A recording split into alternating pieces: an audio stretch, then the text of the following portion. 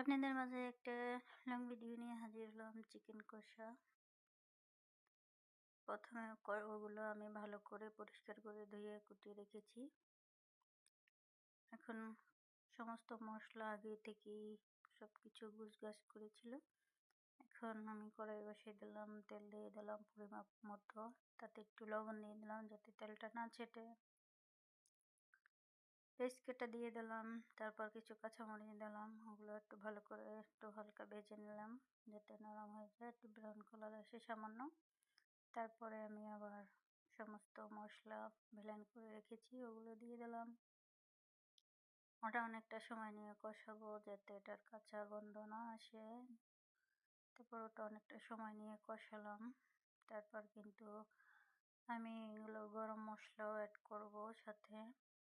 এটা কষানো হয়ে গেলে হলুদ মরিচ দিয়ে দিলাম আর কিছু টমেটো, ওটা আসলে ছাঁচ নাই তাই টমেটো গ্রেট করে কেটে রেখেছি, এগুলো দিয়ে দেবো যাতে কালারটা দেখতে অনেক ইয়ামি লাগে আর খেতেও যাতে টেস্টি হয়।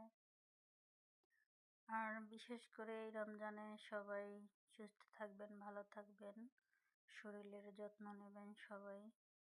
কারণ রোজা খোলার পরে তারপরে কিন্তু অনেক ক্লান্ত লাগে, তাই পর্যাপ্ত পরিমাণ পানি খাবেন, আল্লাহর ইবাদত করবেন। সবার জন্য অনেক অনেক দোয়া ভালোবাসা রইল। আল্লাহ সবাইকে সুস্থ রাখুক।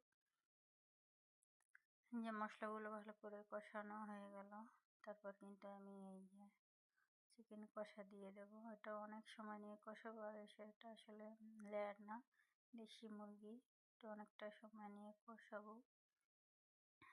কষানো শেষে সামান্য কিছু পানি অ্যাড করব যাতে কড়াইতে লেগে না যায়।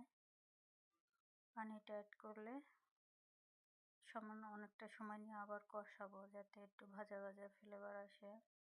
আর আমি কিন্তু এখানে সমস্ত মশলাই অ্যাড করছি, ওগুলো একসাথে ব্লেন্ডার করে নিয়ে দিচ্ছি, আলাদা আলাদা কিছু করে নেই কিন্তু।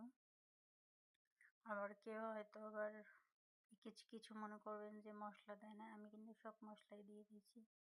ওটা একসাথে ব্লেন্ডার করে নিয়ে নিয়েছিলাম তাই দিয়ে দিয়েছি।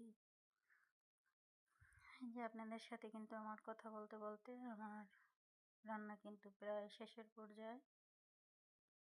যদি আমার ভিডিওটা ভালো লাগে আবারও বলছি লাইক কমেন্ট এবং সাবস্ক্রাইব করে দেবেন, যেহেতু আমি আপনাদের মাঝে নতুন। যদি ভুল ভ্রান্তি হয় অবশ্যই সেটা কমেন্টের মাধ্যমে জানিয়ে দেবেন। সবার জন্য অনেক অনেক দোয়া ভালোবাসা। আল্লাহ হাফেজ।